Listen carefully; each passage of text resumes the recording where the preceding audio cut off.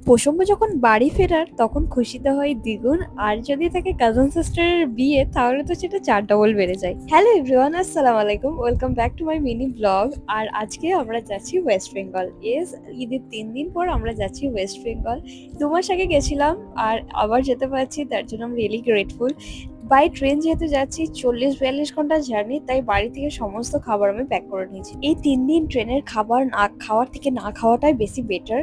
তার জন্য যতটা পারা সম্ভব ততটা খাবার আমি নিজেদের কাছে সঙ্গে প্যাকিং করে নিয়েছিলাম। রাত্রে ডিনার কমপ্লিট করার পর অটো নিয়ে চলে গেছিলাম স্টেশনেতে, আর একদম অন টাইম ছিল আমাদের ট্রেন। 20 মিনিট লেট করার পর ফাইনালি আমাদের ট্রেন চলে এসেছে আমাদেরকে নিতে।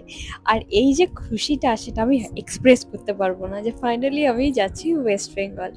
সিট খুঁজে খুঁজে বসে পড়লাম আমরা আমাদের সিটেতে। আর লাকিলি আমরা পেয়েছিলাম এবারে সাইড আপার আর সাইড লোয়ার। আমি সবসময় ভাবতাম যে সাইড লোয়ার যদি সিটটা পেতাম কি ভালোই না হতো। লাকিলি এবারে পেয়েছি, আর কতটা খুশি আমার বেবিটার ফেস এক্সপ্রেশন দেখে তো বুঝতেই পারছেন।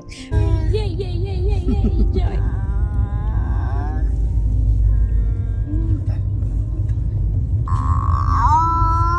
একবার ট্রেনে উঠে পড়া মানে আমাদের খাওয়া দাওয়া তো কন্টিনিউয়াসলি চলতে থাকবে। কোথায় চিপস, কোথায় ডিম সেদ্ধ, কোথায় ছোলা, মানে আমরা নিজেরাও জানি না আমরা অ্যাকচুয়ালি কি খাচ্ছি। মানে কন্টিনিউ মুখ চলতেই থাকবে। খাওয়া দাওয়া করার পর তো অনেক আলা হয়ে গেছিলাম, কিছুক্ষণ রেস্ট, তারপরে ভাবলাম না মাঝরাত হয়ে গেছে, এরপর শুতে যাওয়াটা খুব দরকার। ওপরের এত চিল্ড এসি ছিল, ভাবলাম যে না, বাবুকে নিচেতেই শোয়াবো, কারণ এত ঠান্ডায় ঠান্ডা লেগে যাওয়ার চান্সেস আছে। তাই বাপ বেটা নিচে আর আমি মাস্ত উপরে চিল করছিলাম। নেক্সট ডে মর্নিং, আর আমার ঘুম ভেঙেছিল অনেক সকাল সকাল।